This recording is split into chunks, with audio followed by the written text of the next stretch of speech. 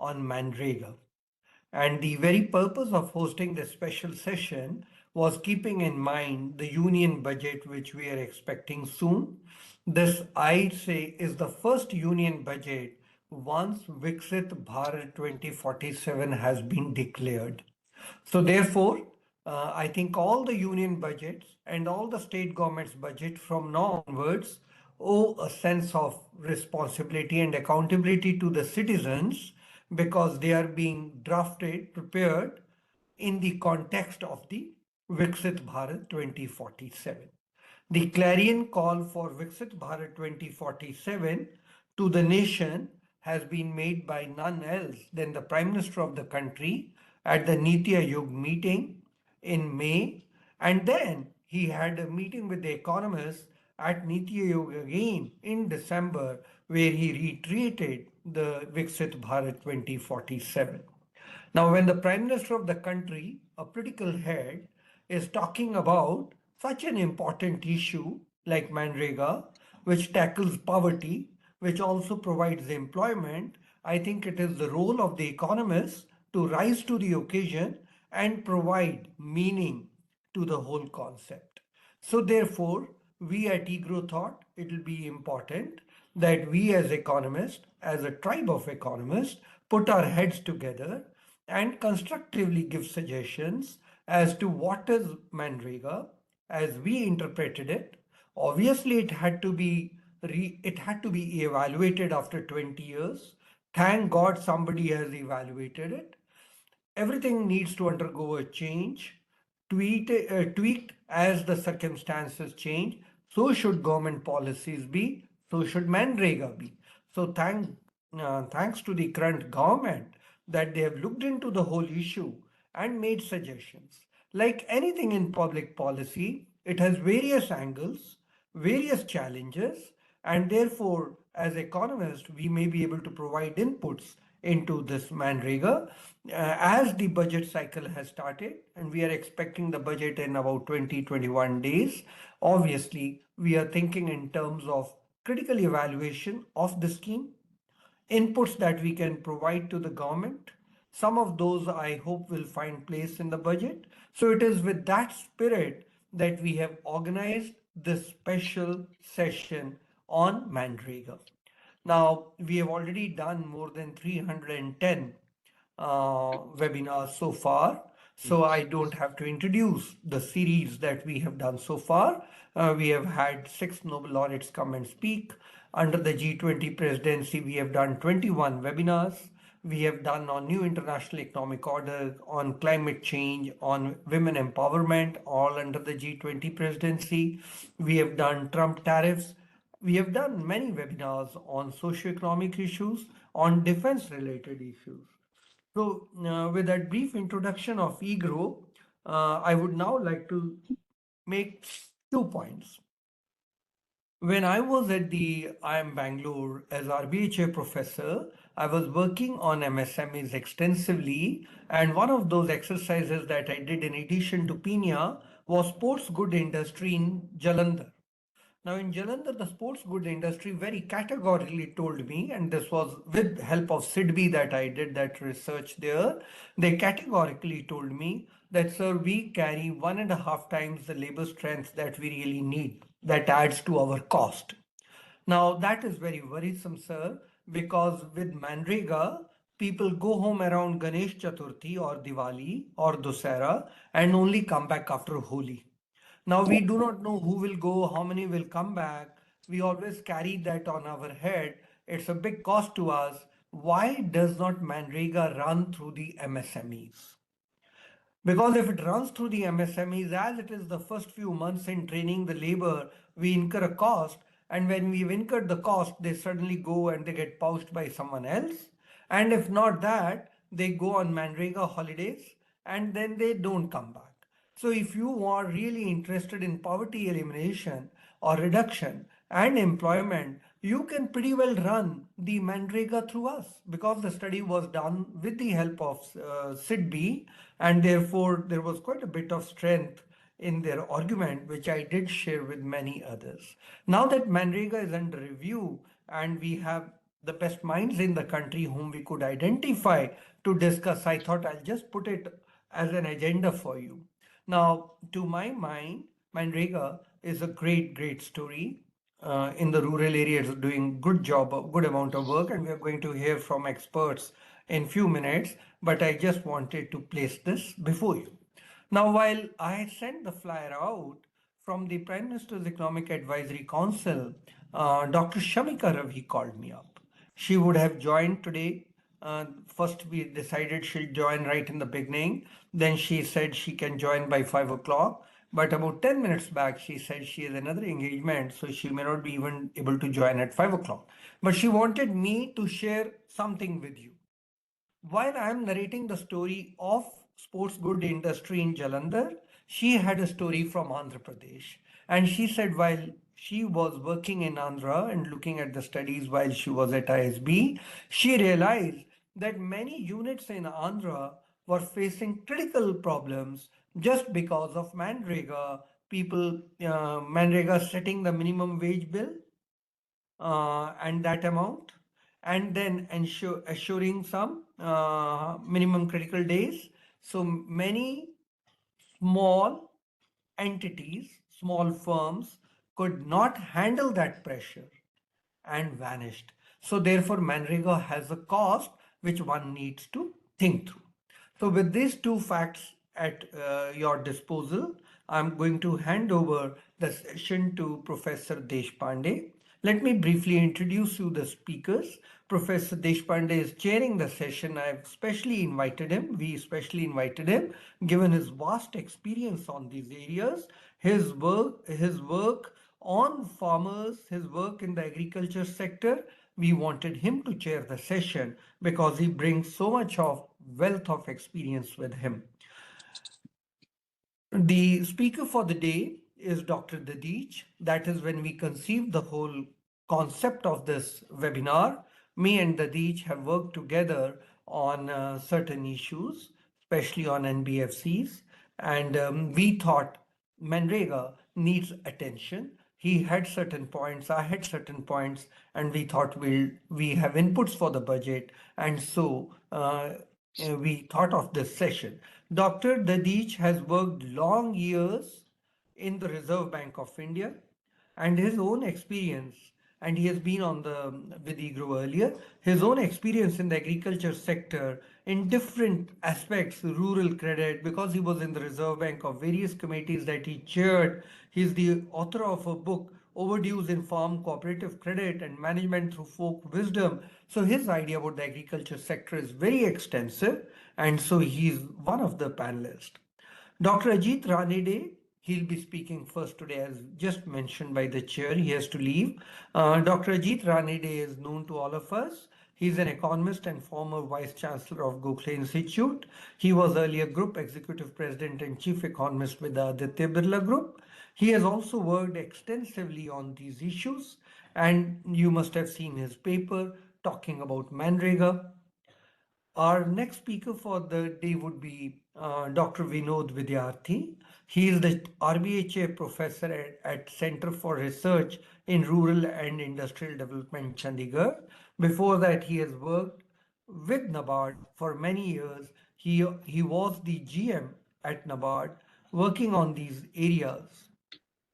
Our next speaker for the day is Dr. Sudha Narayanan.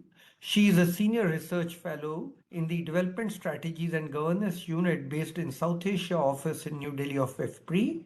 She was earlier the associate professor at IGIDR Bombay. She earned a PhD from Cornell in agriculture economics. Our last speaker for the day is Dr. Dipa Sinha. She is the Associate Professor at Center for Study of Indian Economy at Azim Premji University. She has worked extensively at the grassroots level. And one of our research that I was reading is from Bihar. So with this brief introduction of a very rich panel that we have about 90 minutes at hand, and I invite Dr. Deshpande to take over and conduct the proceedings further. Sir, over to you. Thank you, Professor Charan Singh. It is, I hope I'm audible. Okay. Yes, sir. Yes. Yes. It's a pleasure to Yes. speak on this, and I can see the panel is far better than the chair of the panel. They are well informed in the area. I feel quite elated that I'm listening to them. I remember only two things I'll say. One thing is that I remember 1972-73 drought, which brought me into agriculture economics. I always say that I'm a totally indisciplined fellow. I never studied agriculture economics in my life in any classroom, and got into agriculture economics in 1972-73 drought when Sukhtankar committee gave a report, and we had this Page committee report which introduced EGS in Maharashtra.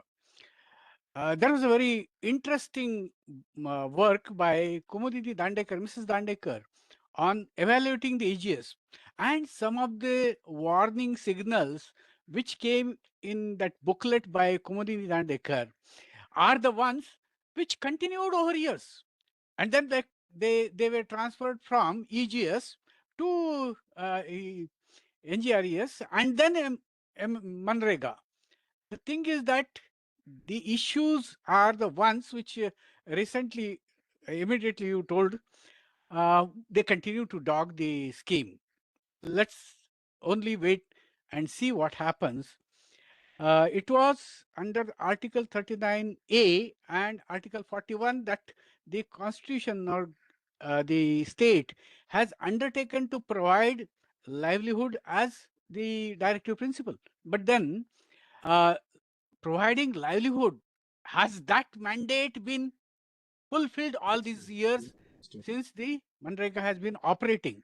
Is a question which also requires answer.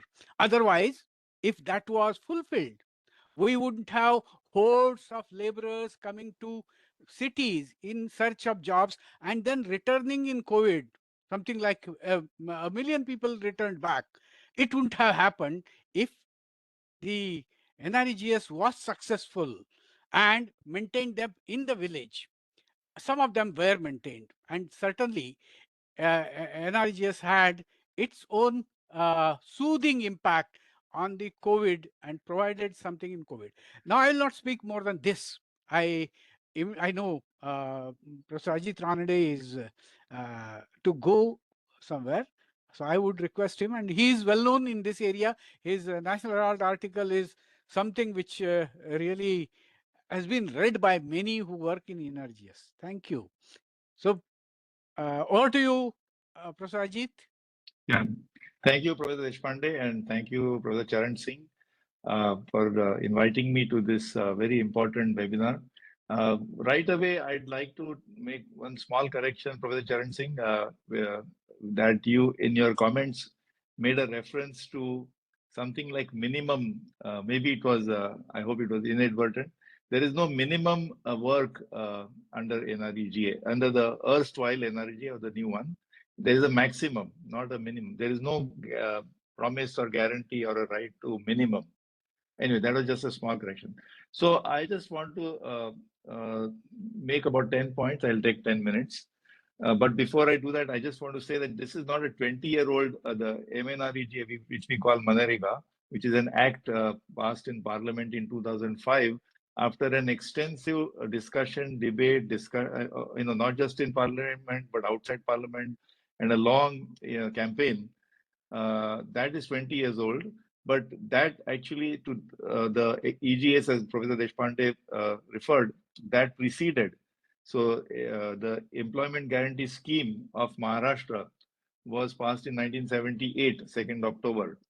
And the scheme was preceded by by what is called I think a scheme that requires a central government assent. But before the scheme, the EGS bill, which was passed in the Vidhan Sabha of the State Assembly, before that was the Yojana. I don't know what the exact technical word for it, which actually started in 1969. So, in fact, we have almost, what should I say, 55, 60 years of experience of this. And it is, I agree with Professor Charan Singh that periodically we need to review and take stock of what was the original intent, how is it doing, what needs to be reformed, what needs to be changed, and so on and so forth. But I'm afraid, at least I am not aware of extensive discussion and debate which happened, which led to the change, which basically is it's not a scheme, it's not a tweak, but it's actually a constitutional shift. It's a very big, it's a repeal of an act. So I'm not aware of how much extensive discussion happened before this change. So my first point is that this change that we are seeing from MNREGA to the new law is actually not just a tweak of a scheme or some kind of addressing its deficiencies or introducing some reforms, but it's a major constitutional shift.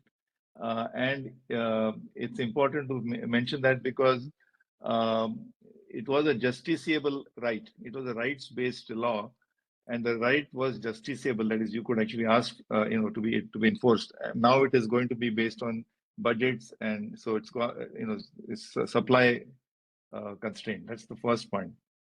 So in some ways, right to work is not justiciable in the sense it was. And incidentally, while I want to make a comment about Professor Charan Singh's mention, maybe towards the end, I'll make it about how there have been demands to introduce NREGA kind of schemes for textile workers or for MSMEs or outside. So remember that MNREGA is supposed to be, by design and definition, it's supposed to be focused on rural and rural areas, but extending it outside rural there's been a long-standing discussion on that. So that comes later. So first point is right to work has gone from constitutional to now a budget constraints scheme. Second point is that it is no longer demand driven. It's going to be supply driven in the sense that depending on how much budget is available, it won't the public works will not be given on the basis of demand generated from the workers or from but it will be subject to the constraints of supply. I also would like to say at this point that the concept of NREGA was actually as a proxy for unemployment insurance. Since a large, almost 90% of the workers are in the informal sector, we don't really have a formal unemployment insurance mechanism. So a proxy for that is something like NREGA, which in the absence of unemployment insurance, we provide that as a safety net. So of course, that safety net arrangement, subsequently people studied the impact of it on poverty alleviation or gender empowerment or asset creation. But to my mind, fundamentally, it started with the concept of unemployment insurance. So it's no longer that, because now it's going to be supply constraint. Third point is that we still call it a guarantee. The law which has replaced, there is still word guarantee, but that word guarantee is not the same as a right, because again of the fact that a right that depends on the executives or the government's annual budget is not a right, it's a promise, and it is revocable. I mean, just like election promises, a promise is revocable, whereas a right is justiciable. So that's the third point. The fourth point is about the federalism aspect, cooperative federalism. See, the subjects like employment, health, education, and so on actually are in the state list. Or you can say some of it is in the concurrent list. Now, when the government, union government introduces schemes which have an impact on employment on labor markets, or let's say a health, there's a universal health insurance scheme, or the free food, the National Food Security Act and the free food scheme, all that is the union government's sort of, I would say, participating in a subjects which are predominantly the responsibility of the state.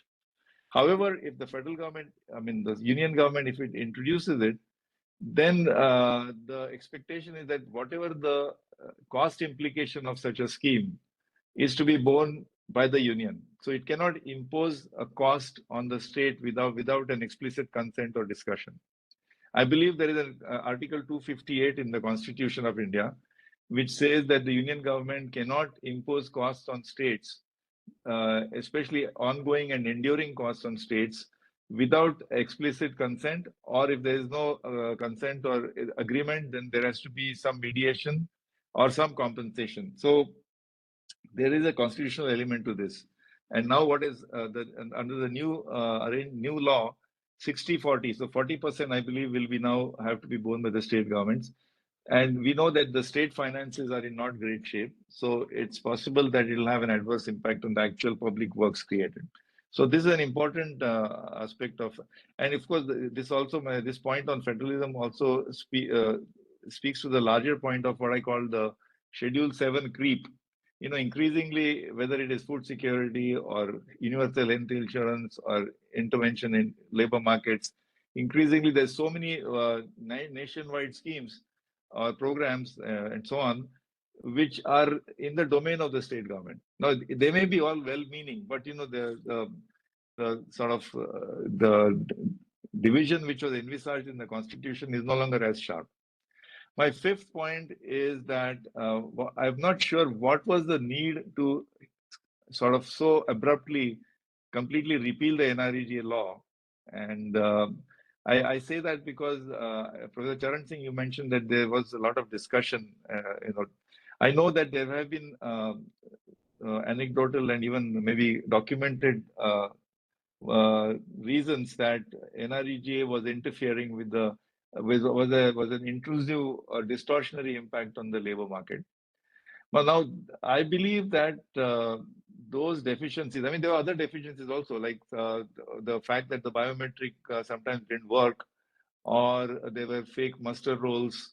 So but in general, the track record of NREGA over last 20 years, and before that EGS, has been quite, I think, impressive. Professor Deshpande made a reference to it. In fact, the success of NREGA is that as the rural livelihood situation improves, the average number of days invoked under NREGA had gone down from 50 days to 35 days. And the number of households which make use of full 100 days of employment had gone down from 72 lakhs to 7 lakhs. So, I mean, that is actually and of course, not to mention the other things like gender empowerment and, you know, women's participation in the NREGA works and so on. That all those things, I think, should have been taken. I mean, that track record of NREGA, I think, has been ignored or not sufficiently appreciated. And moreover, if you see the spirit of NREGA as basically unemployment insurance, and if the invoking of that insurance is going down, it speaks about the overall economy. But we still have the insurance as a safety net. It's not an instrument, in my mind, it's not a primary instrument of poverty alleviation. It is actually a proxy for unemployment insurance in rural areas. So that is something, I think, the track record, that's my fifth point. So just to quickly recap, the first point that it is a constitutional shift and not just a tweak. Second, that it has gone from demand driven to now supply constrained, budget constrained. Third, a guarantee is not the same as a right, because guarantee is a promise, can be revoked. A right is justiciable. Fourth point is on federalism. It's gone from 100% burden to 60-40, and also the issue of Article 258 and the creep in Schedule 7. Fifth point is the track record of NREGA. Sixth point I mentioned earlier, deficiencies that NREGA needed to be reformed, but I think those reforms could be done through procedural amendments rather than actually wholesale repeal.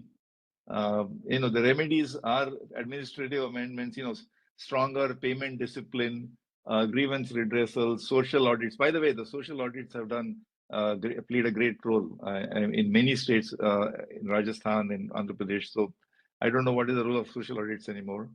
And we should not have demolished the rights-based architecture. Second last point now is I'm not very comfortable about the process by which it was done. I don't think there was any discussion in Parliament when you're actually repealing a law which is 20 years old, which itself was passed with a lot of deliberation. But there was there was no reference to a parliamentary standing committee. So that also is, you know, doesn't give us comfort.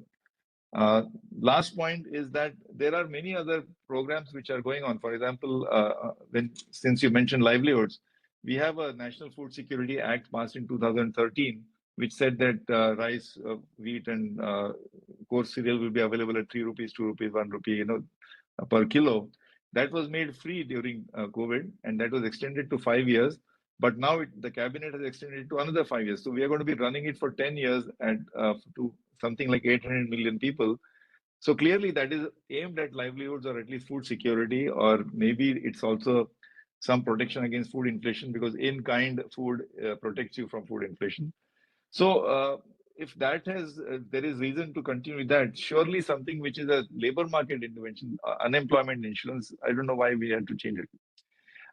So that is and the last concluding comment is that it is very true that there are a lot of reforms and tweaks were required and possible under NREGA. One was mentioned by Professor Charan Singh, that there has been a demand from textile workers that if we employ people for more than 90 days or 180 days, we have to make them permanent. But if the government gives 100 days of employment under NREGA, they're not government, they don't become permanent government employees. There was a demand from various labor-intensive sectors, not in rural areas, in industrial, in MSMEs. And there was a good logic to actually consider those kind of reforms. Secondly, even in NREGA itself, right in the beginning, the works were only meant for tank rehabilitation, social forestry, nala bunding. Then slowly they expanded. Then it became community wells. In fact, in Maharashtra, they started including work on horticulture on private farms. So this reforms, you can say, why should public works be done on private farms? But this reform had been ongoing, and surely that could have been incorporated into NREGA. During COVID or sometime later, we also saw a lot of demand for starting something like NREGA in the urban areas. So all that discussion, I think, is still relevant, but now we have a new law. So, here we are. So I'll conclude there. Thank you very much. Thank you, Professor Ajit. It is a really wonderful thing. I don't know. We need to think about Article 258 a little bit more, because the Article 258 does not say about financing. It says about administration and with the consent of the state. So administration, the consent of the state implicitly incorporates finance, but we need to think a little bit about it. Otherwise, it was a wonderful exposition and your article was really thorough. Can we move now to the second speaker, Dr. Dadhich, sir? Good afternoon, sir. Thank you very much. And I'm indeed thankful to the organizers of this webinar. Just a in second, sir. general. Just a second, sir. Because Professor Ajit is going to leave, this overstepping of the state powers is something which has been happening from the First Amendment onwards. And it is a continuous process in Government of India all along. So the problem is that we do not use the concurrent list exactly in the same way that there should be a cooperative federalism. In fact, Article 263 of the Constitution, which is the State Council, is never invoked and never discussed. Many of these things are never discussed. So it's something which is a systemic disease for the last 75 years. And we are going with it. In fact, in agriculture, everything is dictated by the center and it's a state subject. So just wonderful point you brought out. One brief, very, very tiny comment. See, if you assume that 1 lakh crore is the estimated expenditure annually, 40% of that is 40,000 crores is straight away with stroke of a pen now going on the states. That is not a small number. No, that's not a small number. It should have been discussed. So I agree that it should have been discussed. This is something which is the cooperative federalism has failed many times, and it has become a habit. There is no doubt about it. It has become a habit in India. So Dadhich, sir, continue. Yes, sir. I am thankful to the organizers of this webinar in general and to Professor Charan Singh in particular for inviting me for this webinar. Now, coming to the subject, Professor Ranade has already covered the most of the points. So I would be going in the nitty-gritty of the implementation of this program, and then what was the need to switch over to the GRAMG. Actually, if we go through the whole concept, 100 days, and what exactly has happened. Actually, 15 crores families have registered for this program. 15.7 crore registered for this program. And during the 24-25, almost 300 and 290 crores man days, persons days were created the employment. If you divide this by, then it comes to less than 20. It means those who are on the register and who got the job, it is only 20, whereas guarantee was for the 100 days. So it means that guarantee was not kept in abeyance actually, than rather than the rule. Now the question comes that when we give the unemployment is of the only one job card is prepared for the entire family. In a village, only one job card. And in a family, there are more than 2 adults. Most of the families, there are more than 2 adults. And as a result, other 2 persons remain unemployed in the family. So it means in spite of this, there was not much of the employment generated in the rural area. If you look into the whole concept, then this program has done some damage to the economy of the country. One was the availability of the labor, because this program continued for whole of the year. So during the peak season, particularly during the sowing and harvesting season, labor was not available in the rural area. And it created a lot of problem for the farming community. The another point which was also very important was that as a result of this program, when Professor Charan Singh was talking, it was the minimum wages. Means what sort of wages are applicable in the state. Say it differs from the state to state. It is in the range of 300 to 400. Developed states have around 400. Haryana has 400 rupees per day, whereas the underdeveloped states they have a much less. So it ranges from the 3 to. Now without doing any work, if you get the 400 rupees, or without doing any substantial work, let us say he remain engaged for the 7 to 8 days, 7 to 8 hours, but still he is not contributing much, and he is getting a 400 rupees, then why he should work on the other farm?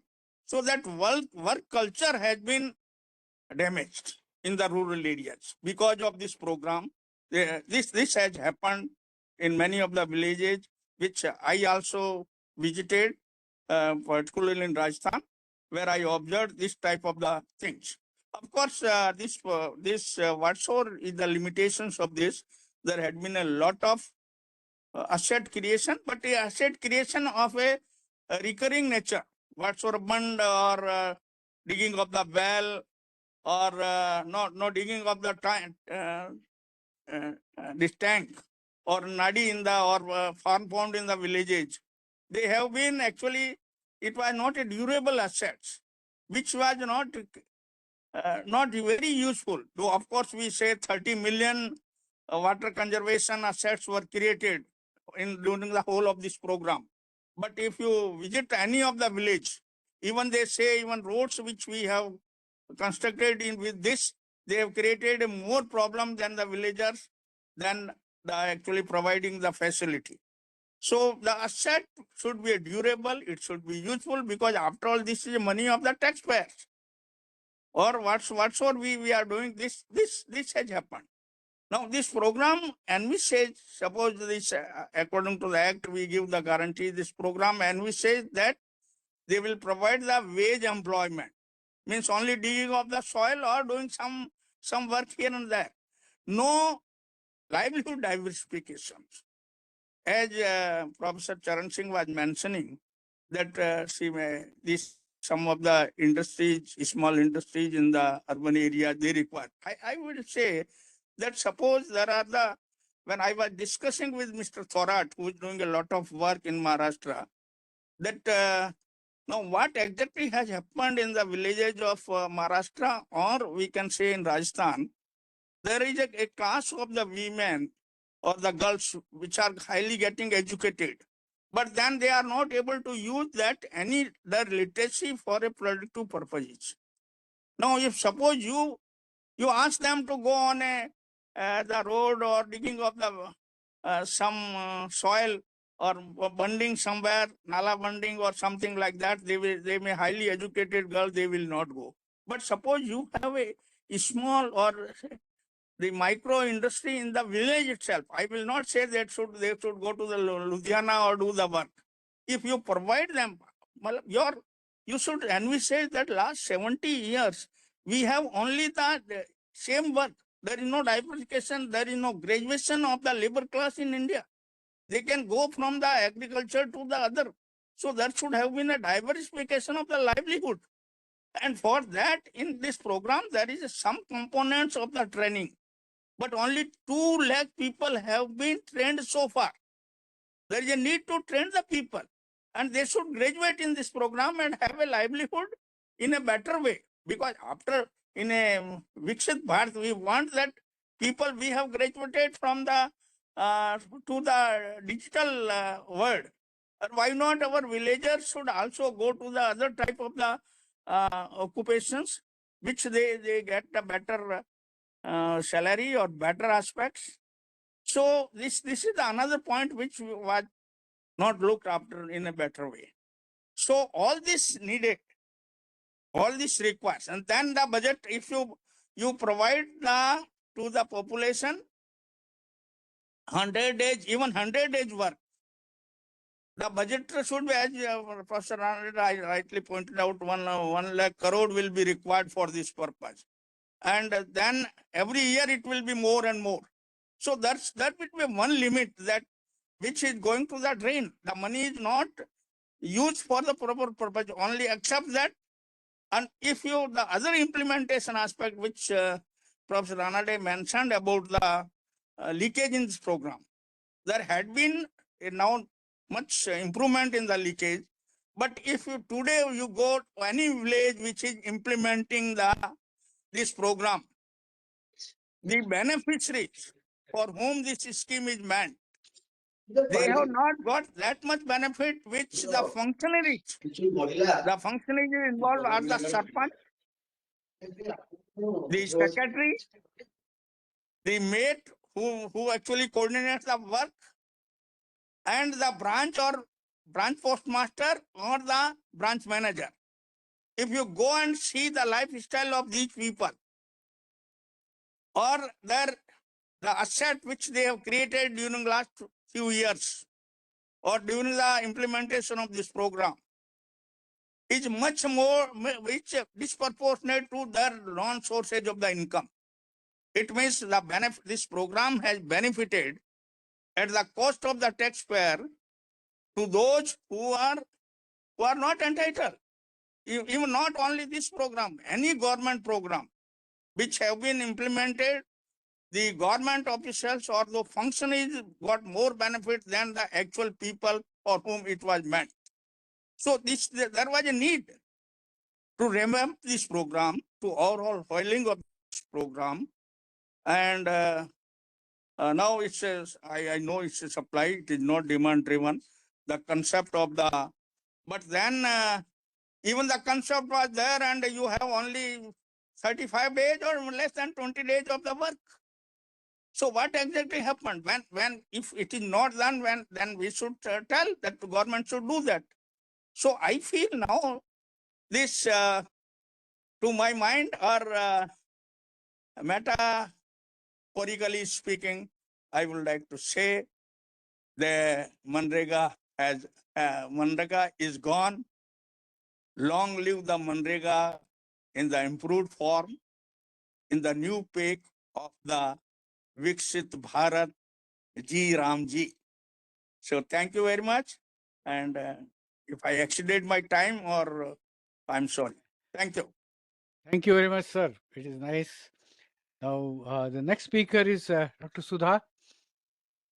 Yeah, thank you very much for having me as part of this panel.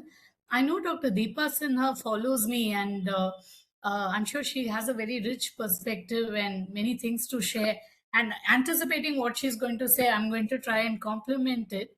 One of the things that struck me about the way the program NREGA was introduced was a lot of myths that I believe that as researchers and economists we had already debunked. And so I'm still surprised to see a lot of those narratives coming up. And so I want to start with some of what we call as myths, and which have already been, there's considerable research suggesting that these may be true in exceptional cases, but on average, this was not true. And I'll start with that central myth that NREGA destroyed the labor market. It did not, for reasons that all of you have already said before. First, on average, in the best years, it is leaving aside COVID, it offered only 50 days in a year.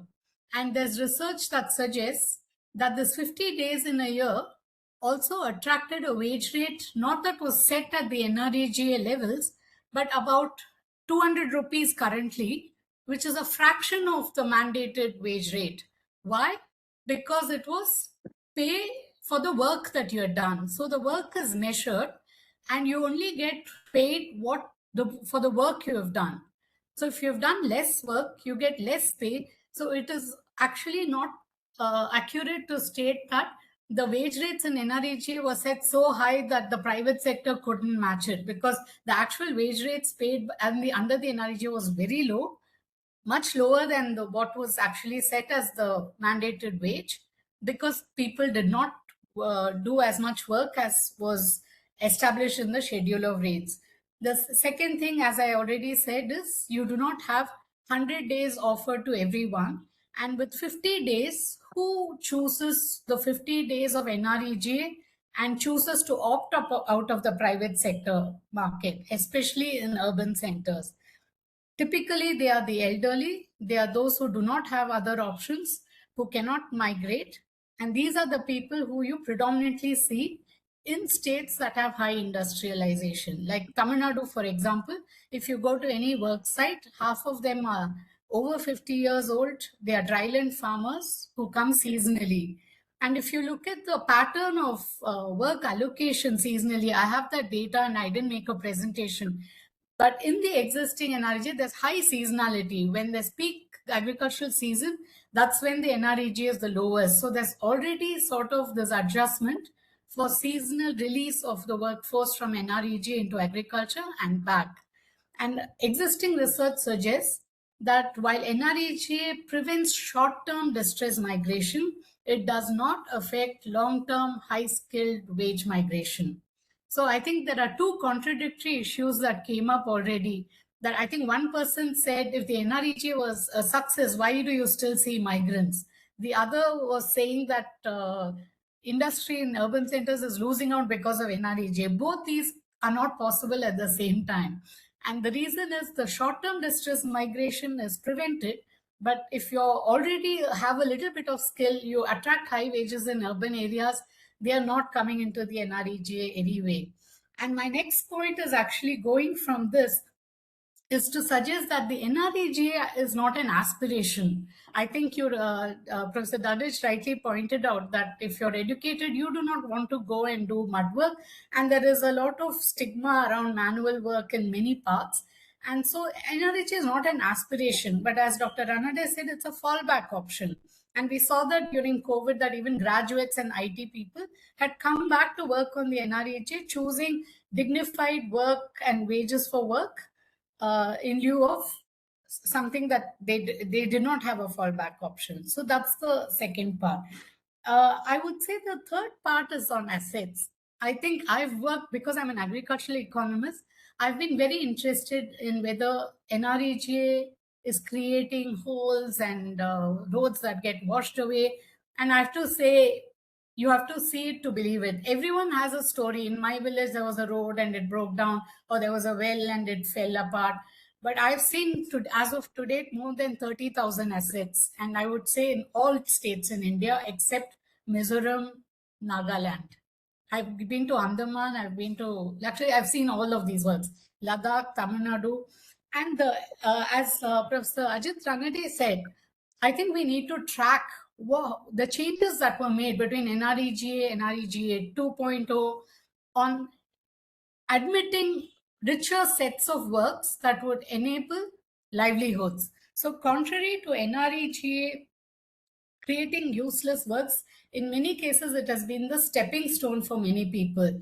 And recently, last year, we did studies in 3 states, and we found that the rates of returns to fisheries, poultry sheds, goat sheds, is mango plantations. It is between the range of 9% to 40% internal rate of return. And these people are not coming back to NREG again.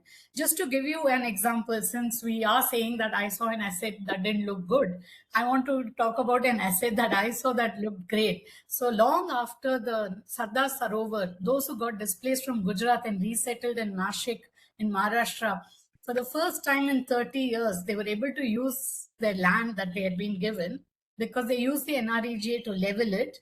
They got a well, and you're now doing 3 crops in a year, and they no longer go to the NREGA. And there's considerable evidence to say that if you've got assets via the NREGA as a poor farmer, it's unlikely you go back to NREGA. And there's not been enough research done on the success stories where the NREGA is indeed a stepping stone and people don't depend on it. And as all of you have rightly pointed out, NREGA is not a job that people aspire for. They use it to go forward. So I think that's the other point I wanted to make.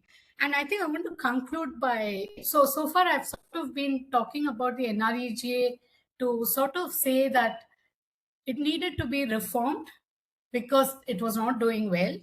I've provided a justification to say that we neglect the ways in which it was doing well, but it needed reform for other reasons. And the other reasons are actually the government's own doing. So since in the last 10 years, what we've seen is high degree of over-centralization.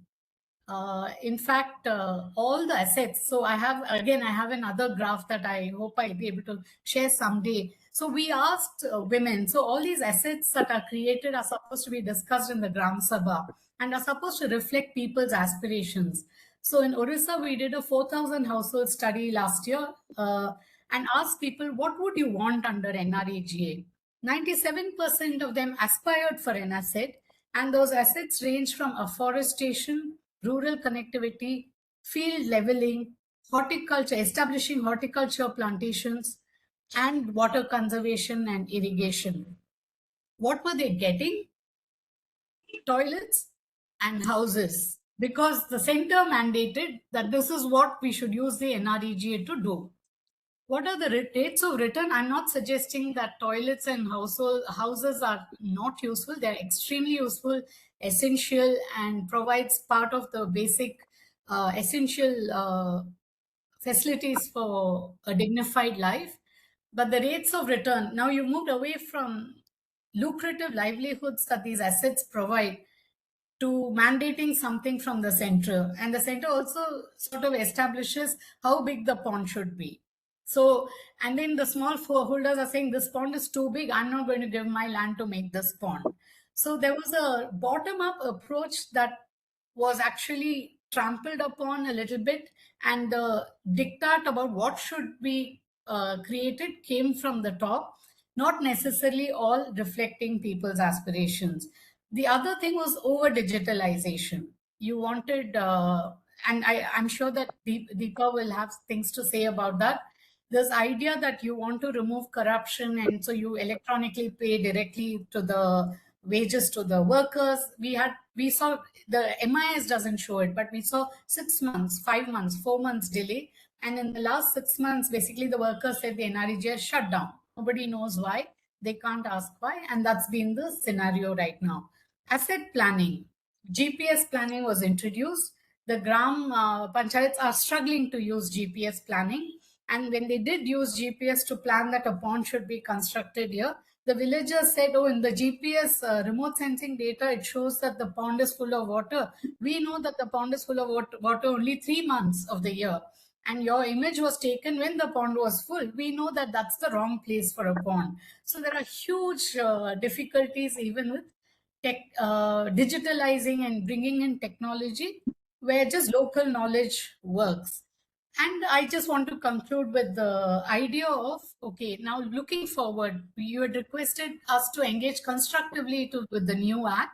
And in that spirit, I want to suggest that I do not see how this new act can take the NREGA forward and beyond. For two reasons. One is the fact that now the states have to put up 40% of the money. And as of now, we know no state that can support this level of employment generation or asset creation, no matter what the internal rate of return. No state can support the 40% responsibility of financing this that they have. The second issue is the link between Viksit Bharat and the infrastructure that is supposed to be created as part of Viksit Bharat. It isn't very clear what that plan is, because as I already said, if you want poor households to determine what assets they would like to establish livelihoods, but the priorities of Viksit Bharat is that national highway or corridor that will create the production zone with the shipping port, extremely essential for a Viksit Bharat. But the NREGA may not be the right program for us to link it. So that's the second point. I'm not clear how this is going to work. You can bring to close. Yeah. And the last point I have is this idea that it's just this.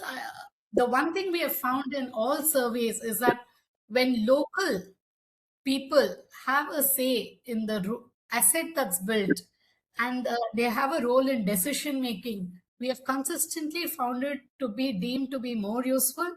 It has higher internal rates of return. It is also maintained through private funds that they are willing to put in. And the greatest threat with the GRAMG is that it's unclear what role the local people have in what is built and how it is built. And that to me is does not augur well for the new bill. Thank you. Thank you.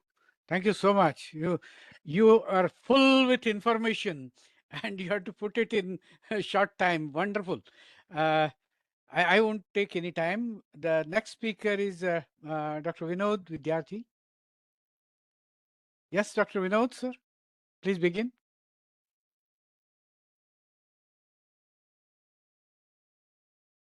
You are not unmuted. You have to unmute.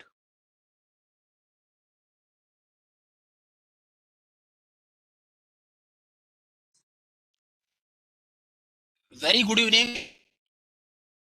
Good evening.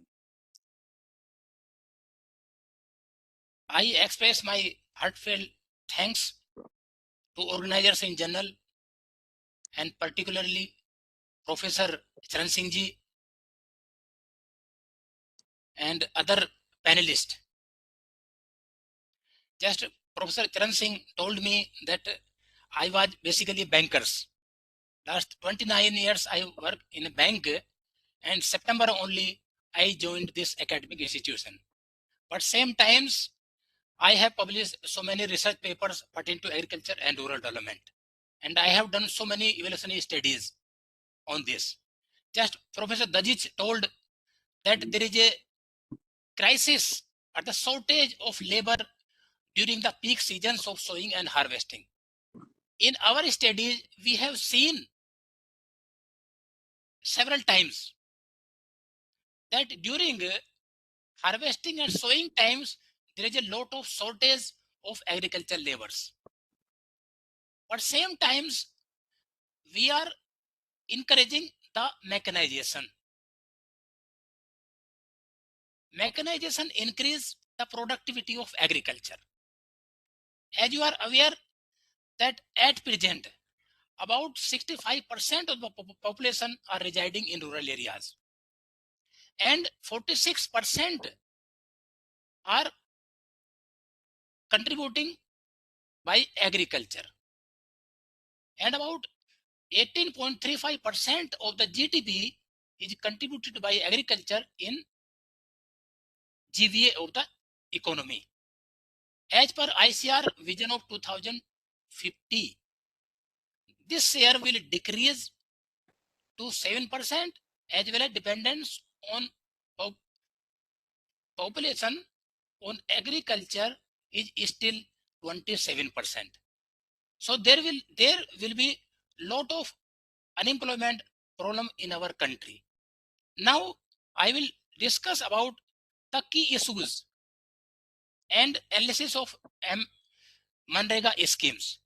You are aware that under this MGNREGA, the 100 mandatory unskilled employment days was guaranteed, but we have seen that on an average about in 2021-25 only 50.3 employment days per households was generated, as compared to 2020 14 and 20 46.6 mandates were created. Under the schemes, the various programs was taken up, like digging canals for irrigation, constructions of Anganwadi centers, plantation drives, drinking water supply, and sanitation. The Standing Committee on Rural Development and Panchayati Raj in 2023 noted that role of the MGNREGA in providing support to rural population during times of distress like COVID-19 has done wonderful. We have seen, and it is also the helpful to distress the rural in particular. There is some issues in MGNREGA. We have seen the notified wage rate and actual wage rate paid was gap. There is a huge gap in between. For example, just I am giving the Rajasthan.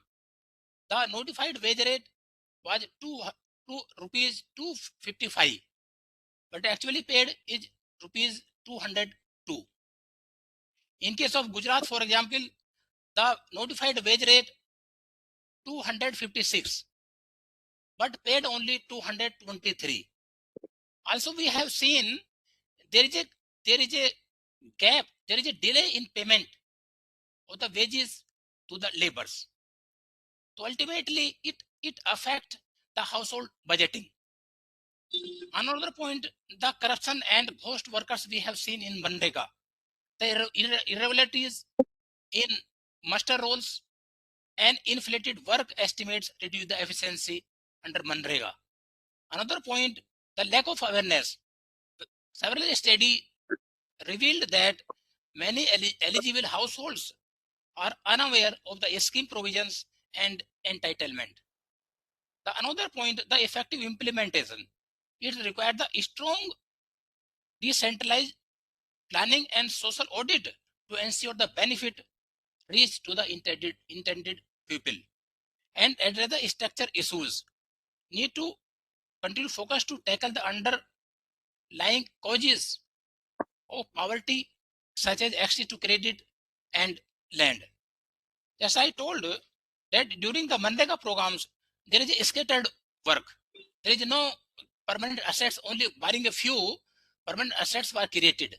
But under this new scheme, they have identified the 4 priority areas, and that is very good for the Viksit Bharat to achieve the 30 trillion economy by 2047. So these are very important. Like they have given the water security. So they are giving work under construction of canal, check dam, rejuvenation of ponds, etc. Under the core rural infrastructure, another important aspects. You are aware that nowadays investing huge in rural infrastructure. Out of total infrastructure investment in rural areas, 30% is being invested by NABARD. under the RIDF, Rural Infrastructure Development Fund. So under this priority areas, the rural roads, Gram Panchayat, Bhavan, Anganwadi centers, etc. will be created. Then livelihood related infrastructure, another aspect, the rural hearts, food grain storage, the workloads for SHG, dairy infrastructure, etc. will be created. And special work for extreme weather events like construction of cyclone or flood shelters, forest fire management works should be included in this. Another important aspect under this GRAMG bill is, this is the bottom-up approach. The Viksit Gram Panchayat plan will prepare the plan through Panchayat, Gram Panchayat, and they will integrate with the Viksit Bharat rural infrastructure stack. And this is good for the Viksit Bharat. The another aspect, the main benefits from this Viksit Bharat for the rural economy, for example, this employment linked with the productive assets creation, just I told, they have identified 4 broad areas. Then a strong focus on water security through prioritized water bodies, then improve the rural infrastructure, the livelihood infrastructure, then enhance the client residence, higher household income through local consumption, then reduce the distress migration through the local opportunities. Farmers will also get benefit from this. Under this new provisions, GRAMG, there is a provisions, special provisions have been made for the small and marginal farmers, so that they do not face difficulty during the crucial agriculture seasons. This is another important aspect covered under this GRAMG bill. The farmers will also get benefit assured labor availability during the peak sowing and harvesting agriculture seasons. The prevention of artificial wage inflation in agriculture is another positive aspect under this. Then better connectivity and storage, reducing the post-harvest losses. We have seen in fruits and vegetables about 15 to 20% post-harvest losses. So there is a huge loss to the national economy. So we can reduce by constructing this infrastructure through this GRAMG new bill. Then labor also will get benefit from this scheme. The higher earning potential with 125 guaranteed days they have already announced in this scheme. Then predictably work available through the advanced local planning. Just I discussed the Viksit Gram Panchayat plan they will prepare. Then the timely and transparent digital ways. Because nowadays without technology and inclusiveness, things will not move. We are not only achieve our this Viksit Bharat by 2047, when to integrate in the world economy. So technology is very important for this. Then legal protection through mandatory unemployment allowances. This is also provisions made under this new bills. And the direct benefit from improved village infrastructure will also get benefit from this. So under this Viksit Bharat, the administrative expenses cap, earlier it was 6%, has increased to 9%. So definitely it will ensure the timely payment of salaries to field level staff and to make the scheme more effective. During monitoring visit of this MGNREGA, the several lacunas have been observed. Like the work was not found on the ground. The reason for why we are taking up this new scheme, there are some reasons for that. The work not found on the ground is one of the main reasons. Then expenditure not matching physical progress. Then use of machines in labor intensive work. Then frequent bypassing of digital attendance systems. Over time and misappropriation accumulated, and only small portions of households are able to complete the full 100 days of employment in the post-pandemic period. Just I saw 52.3 men employment days were created against the 100 mandates. So I will conclude that under this financing aspect, 60-40, we are aware that most of the states are resource crunch. So state government must ensure that 40% financing as proposed in the scheme would be provided, so that assured employment about 125 days should be provided to the needy laborers. Center and state government must also ensure that wages to be paid under the new scheme during pause period of 60 days in peak agriculture season should not be less than the notified wage rate by the respective state. This is another point which I want to make here. Another, we have seen the late payment to the laborers. So we should, this under new bill, ensure the timely wage payment and also ensure that there should not be a gap in notified daily wage rate and average wage rate paid to the workers. From my side, this is. Thank you for giving this opportunity. Thank you. Thank you so much. You have pointed out quite a few inadequacies, which are certainly based on your field work and your reports. We are now getting into the information, great information box with Dr. Dipa Sinha. Dr. Dipa Sinha has worked a lot intensively in this area. Dr. Dipa Sinha, are you ready? Yes, thank you. Thank you. Please go ahead. Please go ahead. Sure. Thank you. Thank you for including me on this panel, and to Dr. Charan Singh for insisting that I join. A lot of the points have already come from all sides, so I might be repeating some of it. So just 3-4 things that I wanted to say. First, that I think it's quite clear that there are many problems with NREGA, and many have raised certain valid problems as well. But the question we probably need to also discuss and debate is two things. One, did these problems require repealing of the existing act and introducing this new legislation? And second, does the new legislation take care of the problems that have been identified? And I think both of this, my answer would be no, without denying that there are issues with NREGA. To repeat some of the problems with NREGA that we have faced, which Sudha also mentioned, one has been the problem of over centralization that we have seen. The MGNREGA Act also had provisions within it for decentralization, for planning at the Gram Panchayat level, and having a shelf of works at the Gram Panchayat, which the Gram Sabha would decide, and then the community would decide what they would do whenever there was a demand for work.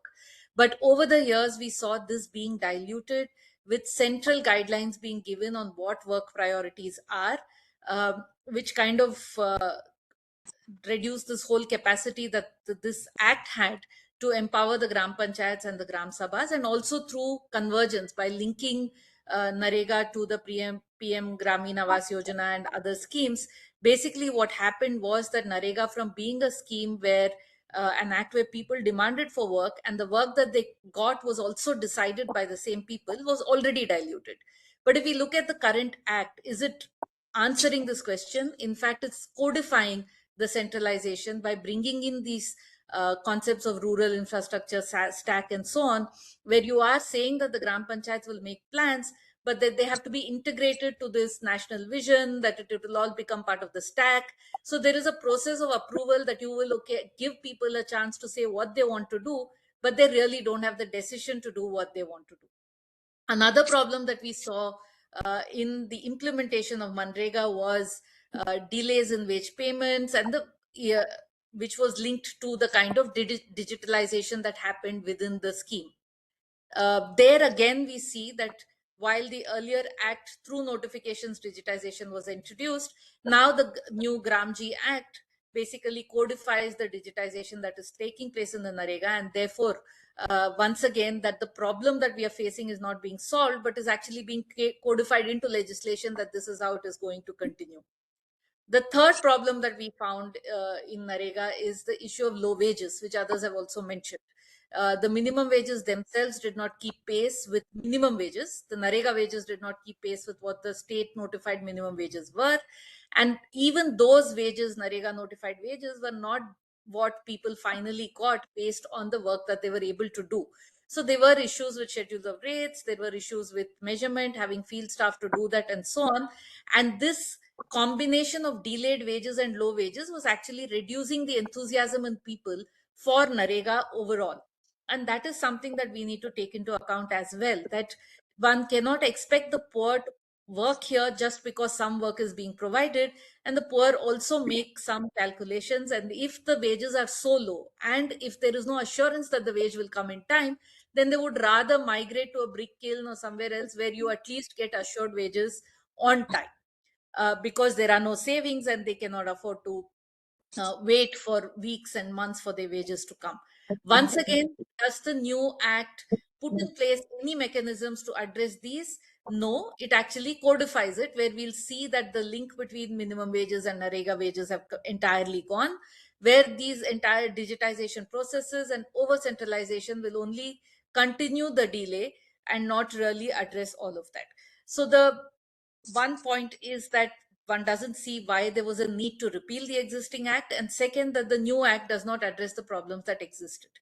But this has also brought in a general discussion on the NREGA once again, to centrally, and like some of the issues that have been raised, I think I would like to take them up to say, give the counter view that we cannot deny that NREGA has had a huge transformative potential despite all these problems. It could have been much better. The last let's say since about 2011-12, this process of dilution began, and we saw it continuing more and more, except for during the COVID years.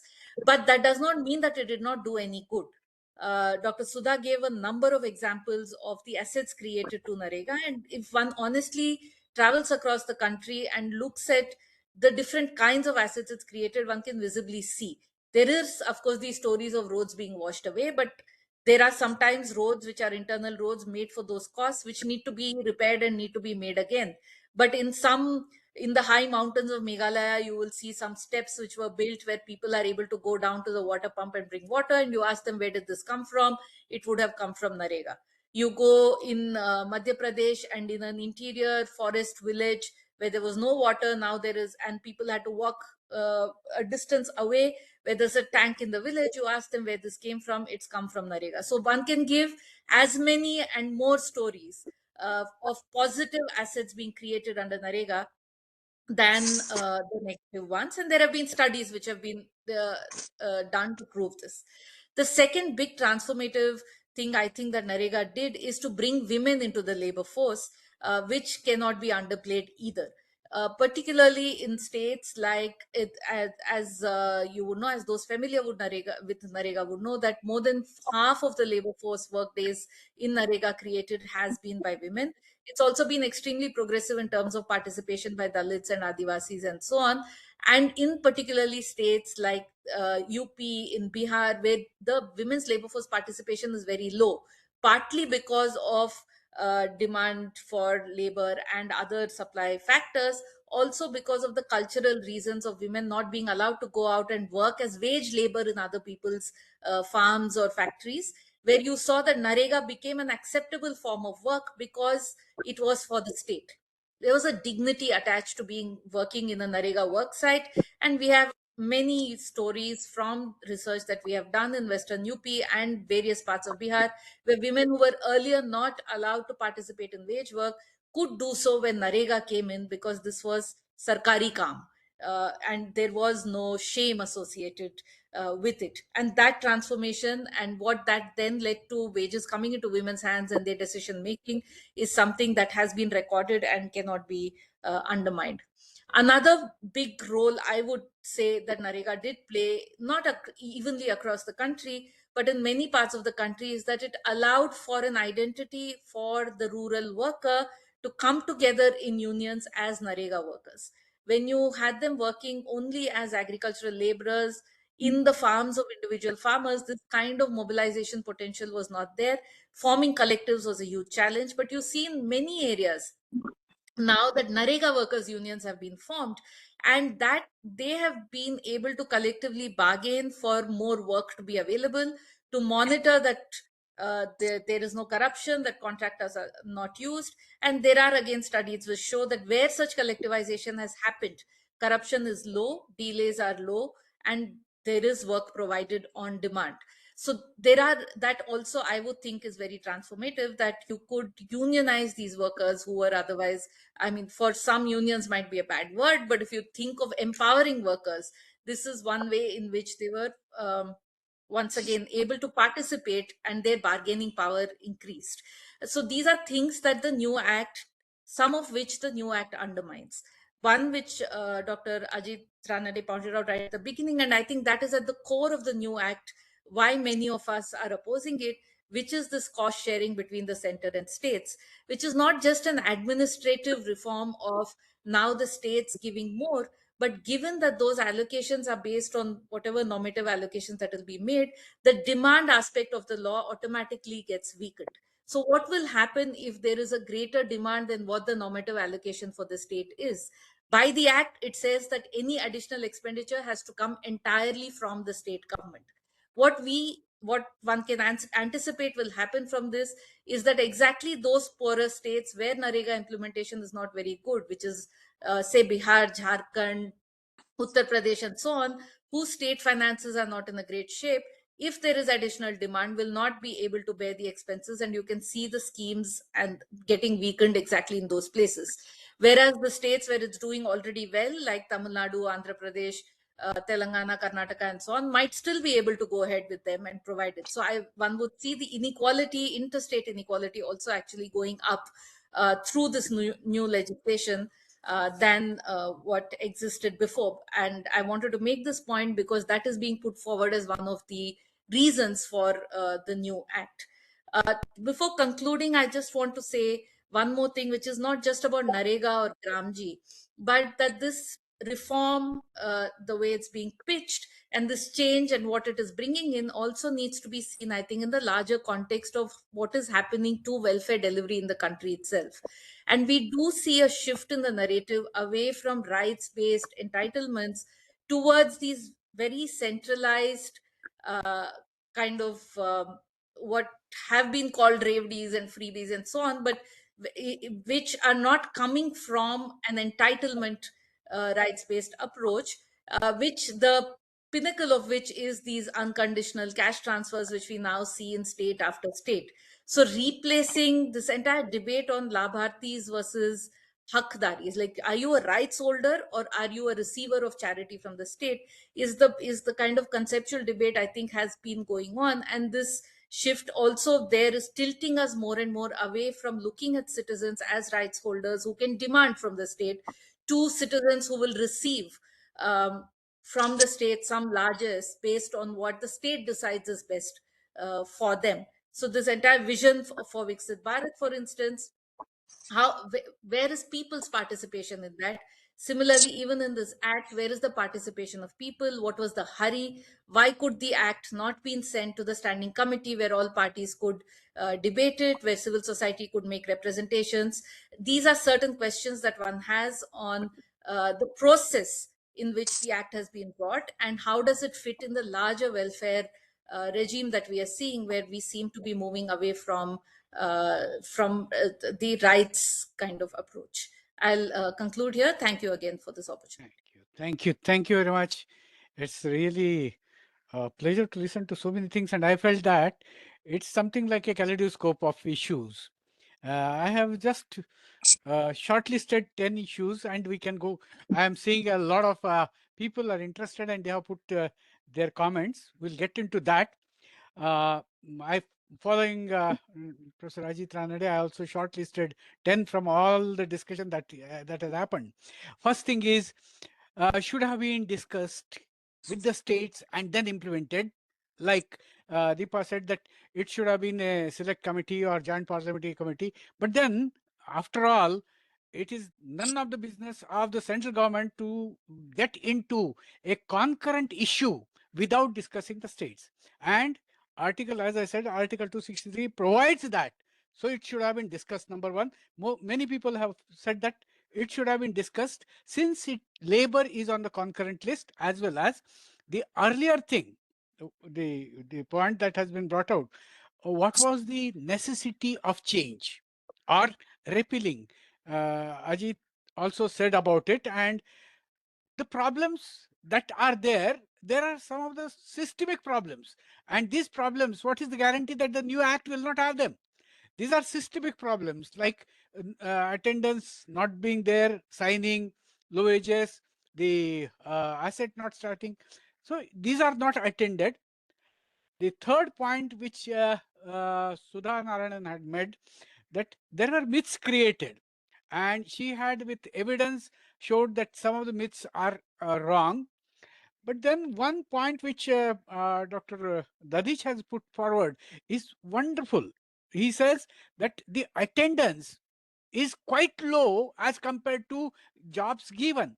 But then, is that the thing which did not get into the,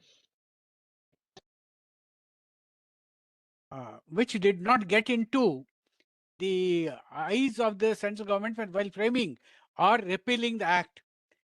And they increase from 100 to 125 days. The next issue comes, the attendance is quite low. That's what I was talking about. Dr. Dadhich has put forth. But then why increased from 100 to 125 when you had attendance low?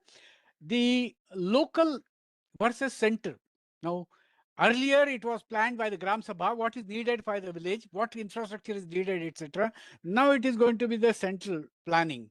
They may take inputs, but then will it be effective?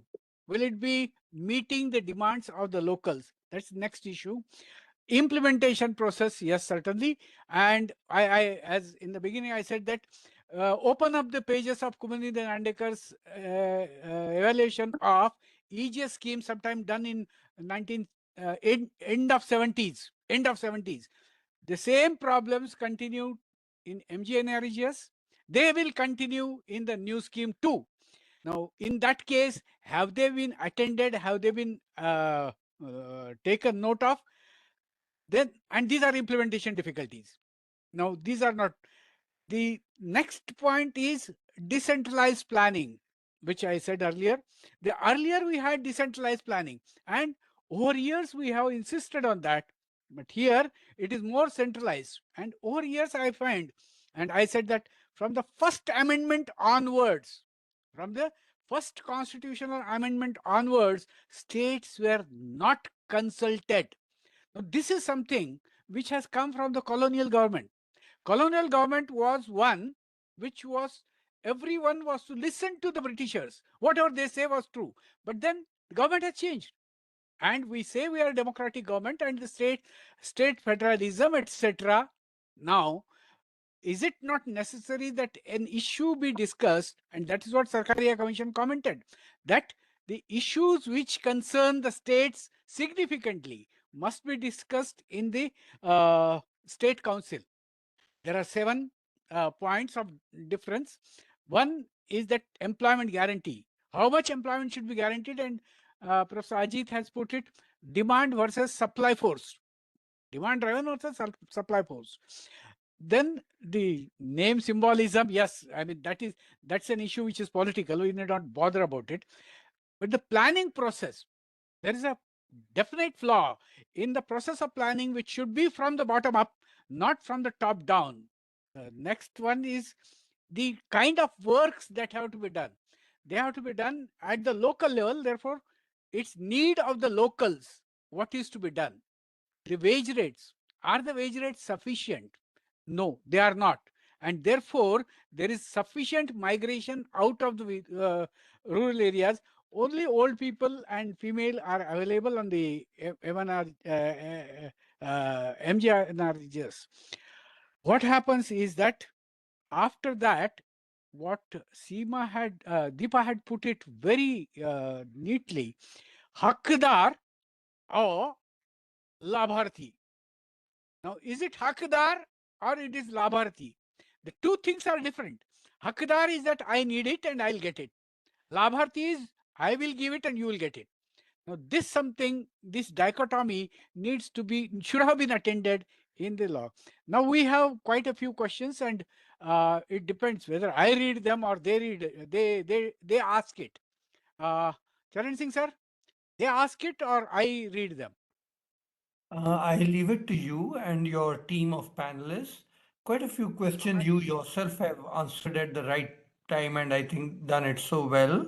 But I totally leave it to your discretion. If you think there is some important question, I feel that we give some 5 questions chance to speak about, and if they can come forward voluntarily, who wants to talk about? sure, I'm with you. I'm with you. Whatever you decide. If nobody's coming forward, can I? I would Are they- request the participants, if you have written a question, as the chair of the session is asking, raise your hand, and in the order of you raising your hand, he can ask you to come and ask your question yourself. So participants, please raise your hand, and we'll watch who's raising the hand, and we can invite them.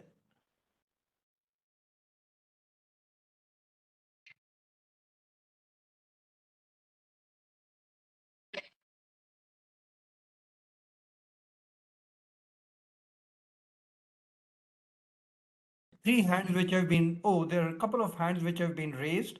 I can read it. Raj NTTC, then Arushi Jain, Jaskaran Singh, Anshul Srivastava. They have raised their hands. I'm not getting it on my screen, so you can call the I can. names. Okay. Raj, would you like to start? Raj NTTC. Would you Sir, like good to evening. ask your question? Yeah, be Yes, sir. brief. Yes, Huh? yes, yes. Good evening. First of all, it was an interesting session. Especially, we are getting knowledge. We are of every plus and negative points. Everything is there. I just want to know something like the major thing, the major fact we are missing is the corruption. You know, I'm not sounding like a political thing, but I think the main thing, as our Deshpande ji was mentioning, the planning, coordination from top level to ground level, it was not happening. That's the reason we had crores of leaks. Like every year, it is our CAG report say, it's not I'm saying, the CAG report is saying a social audit is costing around from 200 crores.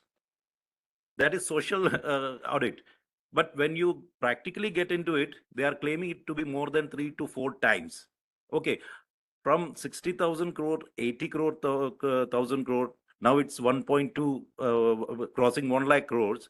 Unless and until we block that, seize that leak, are you really think all these discussions after without any coordination is going to benefit the MGNREGA or whatever it is now it is called? So right now we have to take a clear action, whether it's the state government, central government, or collectively to stop that leakages, and of course the planning and everything. Thank you. Thank The you. second person is Arushi Jain, and Good then evening, sir. Jaskaran Singh. May I? Yeah, Yes, please go go ahead. ahead. Thank you for the insightful session, sir. I actually wanted to ask that instead of investing on a mechanism that was already in place for the rural India, shouldn't the government have thought about introducing a similar counterpart for the urban India, given the high urban unemployment rates since the last, I think, 2 decades? Thank you. Dr. Arushi, there is one problem with getting this scheme in the urban areas. The rural wages and the NREGS wages, the differential is not much. Whereas the urban area wages and the NREGS wages which can be offered is huge. And therefore, NREGS will not be able to function so effectively in urban areas. That's what is the study indicates. Right. Thank you, sir. Sir, next. Next is Jaskaran Singh.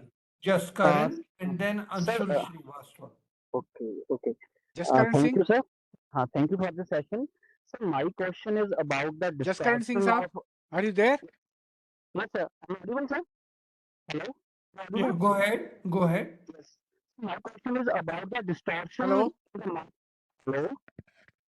Am I audible, sir?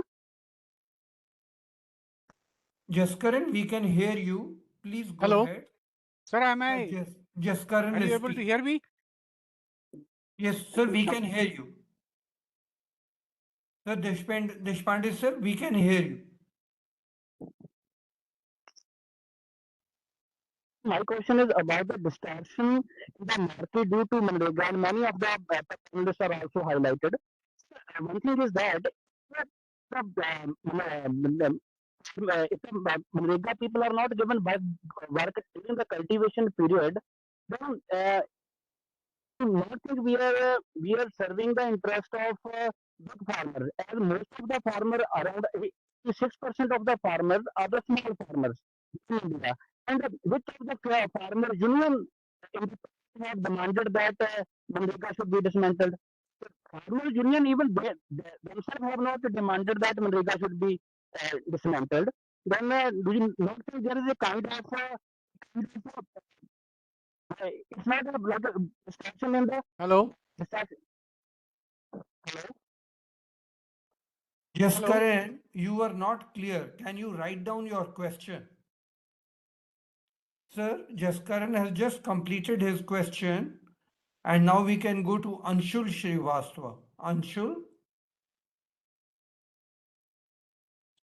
Am I audible?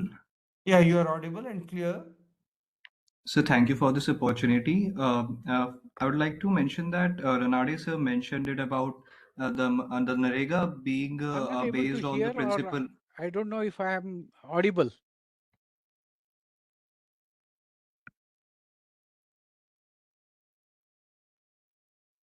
I'm audible? You are audible. Yeah. Yes, sir. Oh, You are audible. okay. So We should I can hear you proceed? clearly. Yes, Anshul. Sir, Ranade sir mentioned about NREGA being based on the unemployment insurance, and it essentially functioned as a safety net. And during the COVID-19 times, we also witnessed its capacity as as a counter-cyclical stabilizer. Now, with the proposed GRAMG bill and the 60-40 split between the union and state government, how will this unemployment stabilizing aspect of the policy be affected? And particularly during the slowdowns, given that the states have limited fiscal space to maneuver? All right. Thank you. Let me just see if Professor Deshpande can hear us. Sir, Deshpande sir, can you hear us?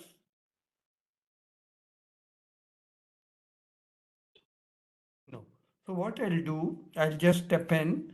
I would say all the questions have been asked. Let me request the panelists if they want to answer any of the questions in the sequence in which they spoke. So Dadhich sir, would you like to respond to any of these questions? Mr. Deshpande. Is that? Yeah. Sir, can you hear us, Deshpande sir? Hello?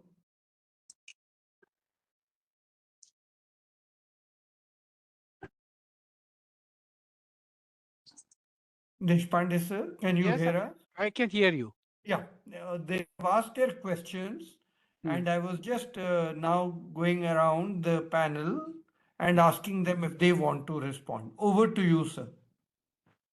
Yes. Dadhich sir, you have any response? No, about I would like to say that the strong governments, which are financially strong, they will respond to it. And in case of the underdeveloped or undeveloped states, government has already told that they will bear the cost. So I don't think that in any case the employment will suffer or the employment insurance will suffer in any way. That's true. The Yeah. employment insurance may not suffer, but then the process is questioned. That can you have the authority to put something like 40% straight away on the state without asking the state? That's the question which was asked by process. Professor Ajit. In the case of a process, but then when they have done it, they thought that some of the state governments are not taking the due care, due diligence. So No, if there they is put there the is there another will be due diligence. there is That another may be thing. the one of the reason. But you are correct. There is They should have consulted the state government. no, there is another thing which is going to come. That Yeah. like the NEP, new education policy, some of the states said that will not do it, and thus because it's a concurrent list, they can always say no, will not do it. Yeah. There is a possibility of some of the states falling out and saying that will not do it, and that will create a little constitutional problem. Sir, Vidyarthi sir. Then Vidyarthi, their population will suffer. yes. Suppose any of the state is not They will providing, if they are not providing 40%, no, they will or- put another scheme Yeah. which of their choice. That will Yeah. be the thing. Yeah. Instead of contributing to this scheme. Yes, sir. Sir, not only this, this have also political issue is also Yes. there. Suppose this scheme is central sponsored scheme. So in that case, some opposition party states may not give the 40% budget which made the provisions under the new scheme. So definitely it will affect the employment opportunity in rural areas. This is very important point. That's right. That's right. Yeah. Yes. Dr. Sinha? Yeah, I just wanted to briefly respond to the first question. I think it was about corruption and leakages.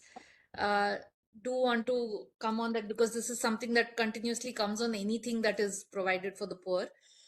Not to say that there is no corruption or leakages, but also to say that we should not go by only anecdotal evidence. There is a lot of research that has happened in the country around this, both in the PDS and the NREGA. And there are ways in which corruption can be curbed, which has also been shown.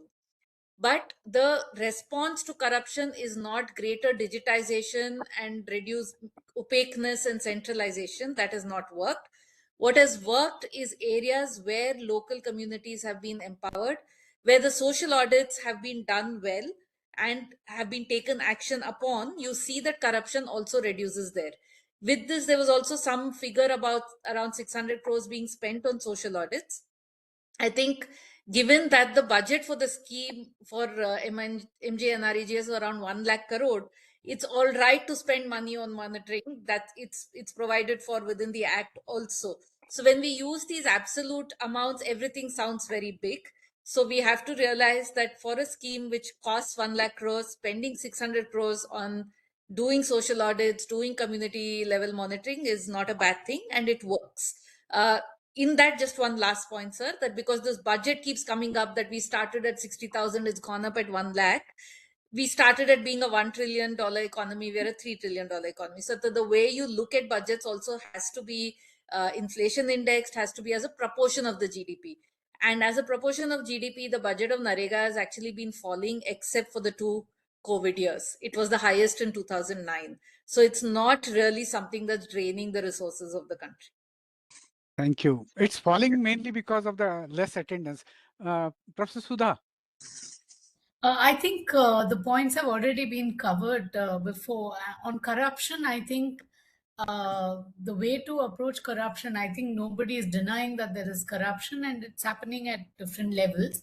I think if you go back to anywhere you have any scheme, any contract, any tender, corruption comes alongside with it.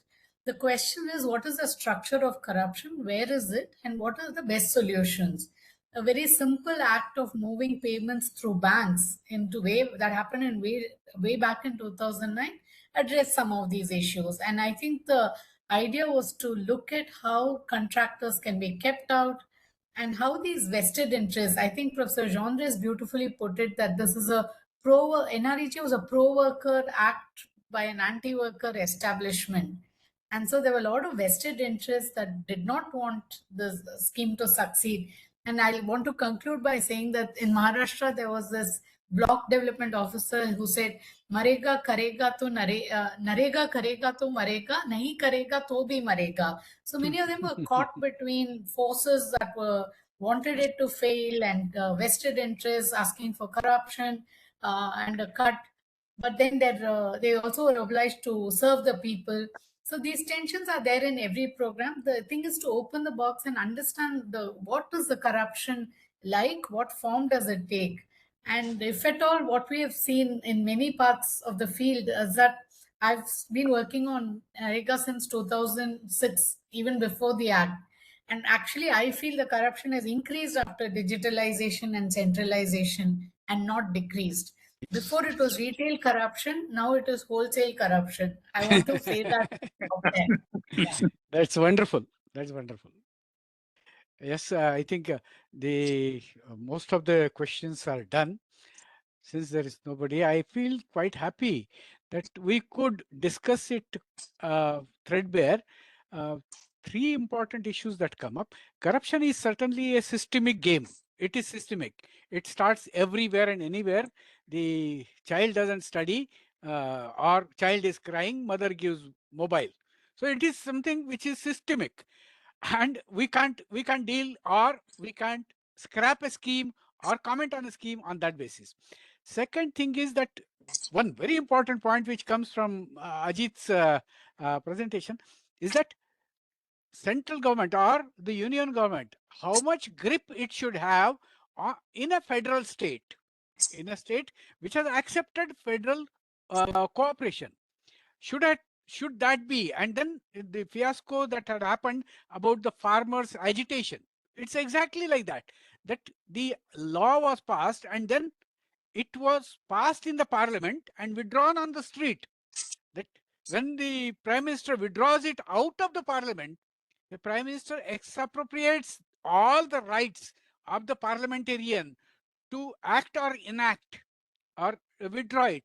Now, this is exactly something which needs to be brought to the notice of the government, that the discussion is essential. Yes, after the discussion, you do anything. Third thing is that when Dr. Dadhich has pointed out, find out what is the need.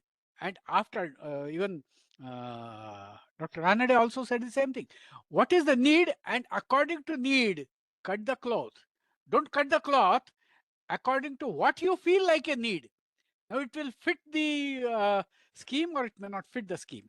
Sir, Charan Singh sir, I'm so grateful to you for asking me to chair a session where stalwarts have spoken. In fact, I wanted to work, but some of my juniors were working on the same issue. Therefore, I didn't want to get into their area. They have done excellent work, some of my staff members in ISEC, and I did not get into that area. But I learned a lot today, especially from Dr. Sudha, Dr. Ranade, Dr. Sinha, asked our Rishi, Dr. Dadhich, whom I know for many years now. It is wonderful. The banking experience which has come from you, Vidyarthi sir, I am grateful to you for enlightening, and to all the audience who have given a lot of things. Unfortunately, they did not participate directly in the discussion. Some of them have written very good. Thank you, Dr. Sinha. I mentioned you. It is really a learning experience for us. Thank you, sir. I'm through. Thank you very much, Professor Deshpande, for chairing the session, navigating through the session through such an informative session. Because of your own command over the subject, you could then distill those 10 points. With your vast experience, I think you are right in concluding that what is the need? You please cut the costume according to the need and not because you have a thought. And the discussion is extremely essential. I think that's very, very important point that you have made.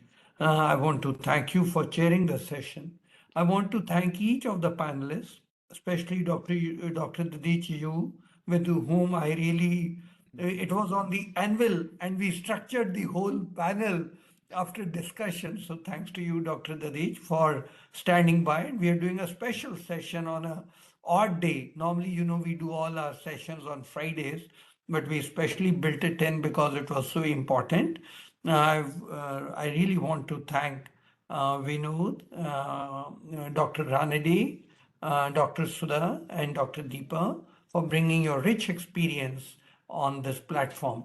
We'll be now summarizing these major points and then sending it to the MOF, and I'm going to CC you in the tweet that I'm going to send. As you see, I think we have made a significant contribution to the debate that I think was very essential and which is very different from what we hear on the TV or what we read in the op-ed papers, op-ed articles in the Financial Express and other pink papers. So I want to really thank you for the rich inputs that you have brought. I want to thank the panelists having raised those beautiful questions along as the discussion was going on and then raising those issues towards the end. So each one of you have contributed in this rich thought that we have generated today. Housekeeping announcement: this Friday, which is 2 days from today, this Friday, we are going to have a discussion on MSMEs for Viksit Bharat, the union budget and the role of MSMEs for Viksit Bharat. We are keeping in mind what all the MSMEs would require from the first budget under Viksit regime of the union. And then, of course, as I keep saying, if we have to all go together, the center and the states have to come under the cooperative federalism, and the budgets have also to be made with a single objective of Viksit Bharat 2047. Just 22 years are left. And in those 22 years, we have to increase our per capita income from 2,880 to 17,000. 9.5% is the growth target, as is in a cricket match, 40 over match. We have to now generate per over. We need to have a run rate. The run rate is 9.5 runs per over. It's as simple as that. It's a stiff target. The countries have done it. We will also do it. All right. So have a great, great day ahead, and look Thank you, sir. forward to meeting you all on Friday evening. Thank you, sir. Thank you. Thank you. Thank you. Thank you, sir. Happy Sankranti to all. Thank you happy Sankranti sir. मैं ये सोच Thank- रहा था sir, जहाँ आप बैठे हुए हैं जो 73 से इस प्रोग्राम को देख रहे हैं